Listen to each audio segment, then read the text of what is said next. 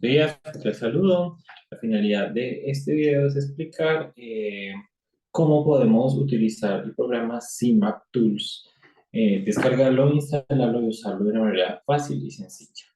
Lo primero que tendremos que hacer es buscar en el navegador CMap Tools y nos van a aparecer diferentes opciones. Es recomendable que utilicemos la versión de IHMC, que es la empresa propiamente de ellos. Es un software libre que es para evitar descargar virus, no hacerlo ni de Softonic ni de UpToDown. Una vez entremos a CMAP Tools, nos van a aparecer aquí las opciones, nos vamos productos, CMAP Tools, descargas y nos va a aparecer acá, ¿cierto?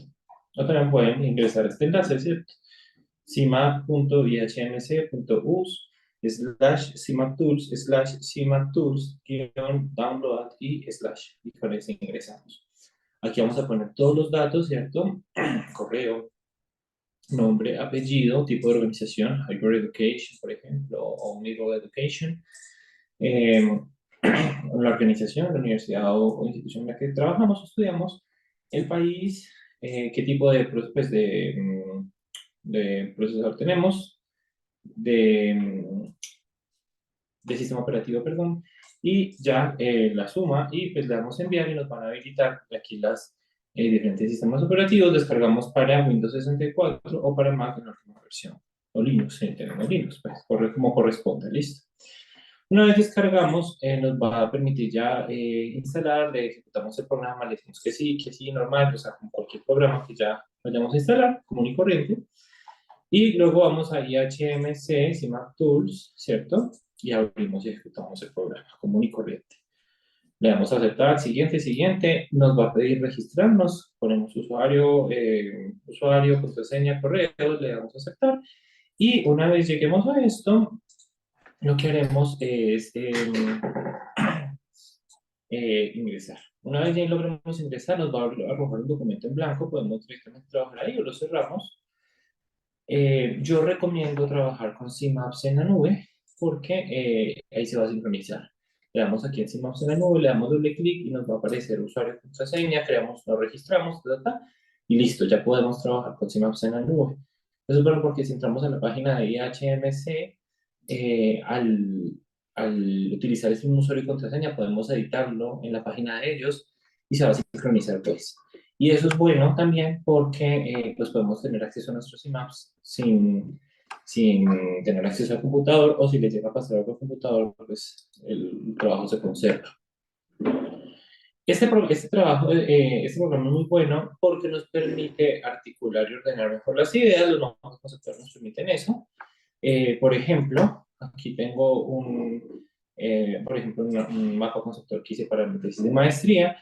Eh, Puedo utilizar colores para explicar las ramificaciones, utilizar un degradado de los colores precisamente para mostrar los diferentes niveles, Y, por ejemplo, un texto voluminoso de unas 100 páginas puede sintetizarse fácilmente con un solo mapa, o incluso, pues como dice en un artículo publicado en Cuadernos de Filosofía Latinoamericana, todo el sistema de un autor, como es este caso la filosofía de Hegel.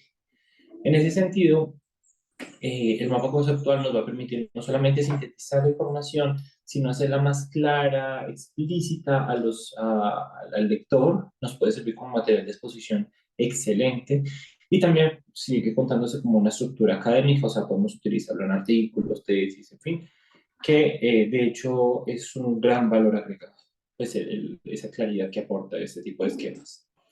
Ahora, también podemos hacer mentefactos, eh, solamente pues que en vez de poner palabras en la enlace, ¿cierto? Podemos poner una rayita, ¿cierto? Horizontal, vertical, o en este caso el símbolo de diferencia, que es lo que pide el mentefacto conceptual.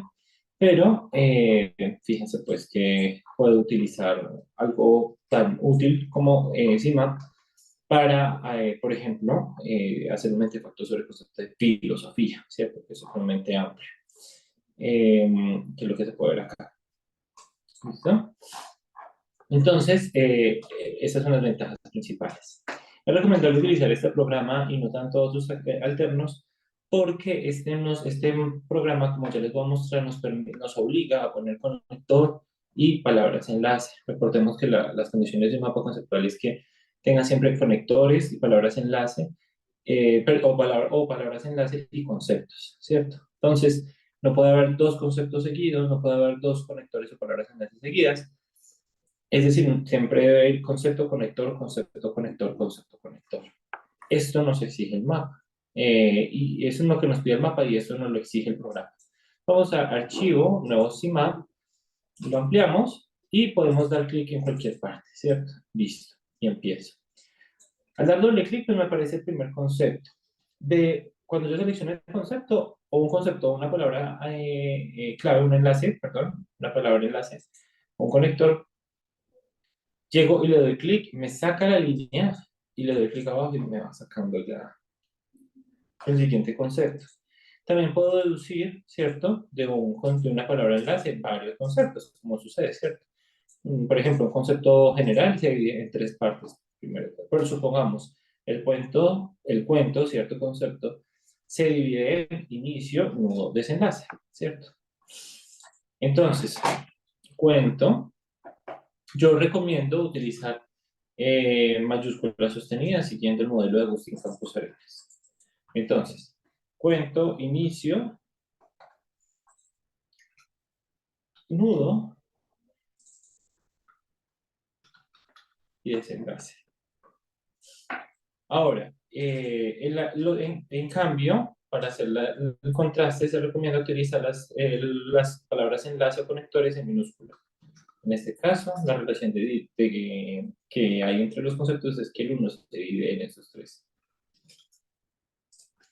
Muy bien, ahora voy a ampliarlo un poco para que se vea más grande.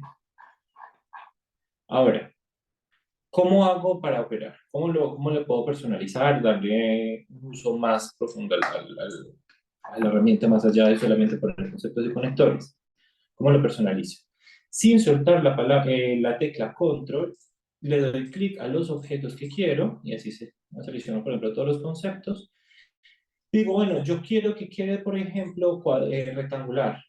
Esa es una forma. O yo quiero que quede en elipse, que esa es la forma. Se recomienda, de hecho, que los mapas vayan con elipses, porque las elipses llaman más la atención del lector, capturan más la atención del lector. Y adicional, supongamos, quiero que todos estén sin color. Eso es válido. O puedo decir, quiero que este quede de color amarillo, que este quede en azul, y que este quede en verde. Y supongamos que yo quisiera descomponerlos, entonces puedo sacar y sacar y sacar ramificaciones, y entonces todo lo del desenlace lo convierte en azul. El nudo y el inicio en amarillo, algo similar a lo que estamos viendo con el esquema de Pla de su texto Pensar históricamente, que uno puede explicar diferentes dimensiones con colores y es más fácil también para la gente asociar la categoría o comprender mejor la categoría asociando colores y diferentes grados, ¿cierto? De colores degradado para entender los diferentes niveles del concepto o de la jerarquía de conceptos. Es recomendable utilizar los colores, pero exactamente eso, pues no usarlos de manera arbitraria, sin asignarle un significado, para que sea más fácil para el lector comprender y abordar, sobre todo cuando los esquemas son muy grandes. Ahora, decimos, supongamos entonces que queremos quitarle el color. Bueno, ¿cómo hago para seleccionar entonces, cambiarle toda la fuente? Selecciono todo, ¿cierto? Me voy a fuente y escojo. Entonces yo digo, bueno, yo quiero que tanto conceptos como palabras clave vayan supongamos, quiero que quede con serif. Time New Roman queda muy pixelado, se pixela mucho las fuentes que son con serif. Pero si yo, por ejemplo, digo Georgia, Georgia es una fuente con serif, igual que como lo es Times o Garamond, pero es un poco más redonda y más fácil de leer. Entonces, si vamos a utilizar una fuente con serif, Georgia puede ser un buen uso. O digo, no, no me convence, quiero utilizar una que sea redonda. Arial también suele saturar mucho porque es muy grande y demasiado redonda. Ya la letra no, es ya muy plana, por así decirlo, no es tan recomendable. Sin embargo, Verdana, por ejemplo, que es con la que viene por defecto, es un poco más entendible. De todas maneras, cualquier fuente, pues en cuanto al mapa, pues, funciona. Recomendaría, eso sí, que sea del mismo tipo de fuente que usted está escribiendo el texto, para que sea como homogéneo, ¿cierto? Entonces, si vengo utilizando Time New Roman para el trabajo, pues Georgia puede ser un buen uso, ¿cierto? Como se ve acá. Ahora, se recomienda utilizar mayúsculas para los conceptos, mayúsculas tiene para enfocar la atención, minúscula para los conectores. Y utilizamos líneas perpendiculares preferiblemente para deducir. ¿Por qué? Si yo empiezo a descomponer así en diagonal, se empieza a volver un poco más caótico el uso del espacio. Miren, por ejemplo, acá, si yo empiezo a decir, bueno, quiero utilizar esto hacia acá, pues miren que se empieza a volver como muy, pues un poco caótico. En cambio, si yo empiezo a ordenar esto de manera perpendicular, va a quedar algo como esto, ¿cierto? Vamos a poder ver mucho más fácil cómo se lee. Voy así, voy dividiendo, cojo esta rama, me devuelvo aquí, cojo esta rama. Es mucho más fácil y mucho más ordenado. Y se ahorra espacio también, importante. Entonces se pueden hacer mapas más complejos y más grandes. Para la línea central, pues es fácil, lo alineo. Pero ¿cómo hago para sacar los otros dos? Entonces yo digo, bueno, primero los junto para ahorrar espacio, ¿cierto? Que son más o menos parejo. Y digo, bueno, voy a bajar esto un poquito, listo. Entonces digo, selecciono la línea, me voy a forma, y esto me permite sacar un ángulo de 90 grados, un solo ángulo. Eso sí, lo difícil de este ejercicio es poderlo alinear para que quede exactamente a los 90 grados, como sucede acá. Esa es una forma. Y naturalmente tocaría hacerlo con los dos lados. Pero también hay otra forma, y es, esta es una forma, pero verán que esto ocupa demasiado espacio, me quita este pedazo para utilizarlo. Cuando estamos haciendo mapas grandes, pues nos coarta o nos vuelve más difícil, ¿cierto? Entonces, ¿cómo puedo hacerlo de una manera más sencilla? Listo, digo, no venga, permítame, yo subo un poquito más esto. Aquí. Puedo decir, no, quiero que sean dos ángulos. Ah, pero no me permite porque esto es curvo. Es una curva de decir de 4 puntas. Entonces vamos a hacer miren. Volvamos a la línea.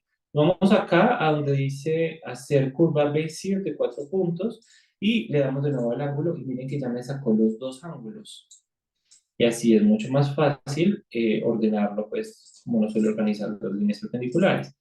Mire que es mucho más ordenado, entonces me voy a curva B7 de 4 puntos, luego el ángulo, y eh, luego ya solamente es alinearlos. Una vez ya tengamos alineado, pongamos que quiero sacar acá un concepto, eh, supongamos que decimos que los inicios pueden ser enigmáticos, una cosa así toda rara. Como pueden ver aquí, quedó en diferentes fuentes. Una vez yo terminé, se recomienda organizarlo de la fuente, los colores y eso. Una vez ya se haya avanzado más en el texto, o sea, una vez ya tengamos listo, porque a veces vuelve la fuente predeterminada, que es en este caso, ¿verdad? Entonces digo que el inicio puede ser enigmático. Entonces, y digo que quiero conectar enigmático con el nudo. Mire que son dos ramas distintas, me toca volverme. Entonces, digo que entonces el inicio, al ser enigmático, nos permite hacer una antesala al nudo. Y en ese sentido, bueno, vuelvo a escoger todo, vuelvo a esa fuente, digo que Georgia, San Gabriela, perdón. Procuren que la fuente sea lo más legible. Este tipo de fuentes son muy lindas, pero cuando las voy pues, a utilizar ya como esquemas, se pierde, no se lee tan fácil, se pixela. Entonces digo que el inicio puede ser, bueno, aquí está un poco torcido, no importa. Dice, puede ser enigmático y que ese enigma puede ser el antesala del nudo. Entonces, aquí estoy haciendo un salto, me estoy devolviendo. En ese sentido, deducimos con líneas perpendiculares, como se ve acá, pero para devolvernos utilizamos diagonales con flecha. Puede ser así o pues con diagonal así, solamente queda como muy pegado. Pero puedo hacer este también como en ángulo. Ese es el punto. Para devolverme utilizo flecha con diagonal para deducir perpendicular con perpendiculares rectas, sin flecha. Y ese sería más o menos el ejercicio, no sería más, no requeriría más complejidad que esto. Recordemos, los conceptos son sustantivos, adjetivos, adverbios o verbos en infinitivo. Y por otra parte, los conectores suelen ser preposiciones, verbos conjugados, como se ve acá, artículos, conjunciones, en fin. Términos que no son en sí mismas categorías, términos sin categorimáticos. En cambio, los conceptos son aquellas cosas que me puedo representar. Me puedo representar un cuento, el inicio, que algo sea enigmático. Pero pues el concepto, uno no puede decir que puede ser que es un concepto, pues porque uno no se imagina algo concreto. El enigma sí, pero puede ser, o da antesala, pues son relaciones entre representaciones. Ese sería el ejercicio. También CIMAP ofrece diferentes plantillas ya hechas, ¿cierto? Como lo que proponen ellos con colores. Pero tengamos presente que en algunas de ellas, como estas, me aplica la flecha por defecto. Me tocaría mirar en línea, quitarle las flechas, ¿cierto? Como pasó acá, para que vuelva a quedar como debe ser. Desde estas opciones podemos quitarle primero a todas las flechas y más bien me voy y escojo las que tienen flecha y le doy clic y ahí se me quede bien. Listo. Eso sería todo. Espero que les haya servido. Igual, saben que pueden contar dentro de la página de HMC, aparece un manual también, cómo se puede utilizar, pero pues como pueden ver es muy sencillo. Bueno, también hay que tener en cuenta, yo voy a archivo, exportar como, podemos exportar como imagen, se recomienda guardar en formato PNG, ¿cierto? O incluso PDF, puedes descargar cualquiera de los dos, porque con JPG se suele pixelar a veces. Y espero no siendo más, quedamos siempre atentos.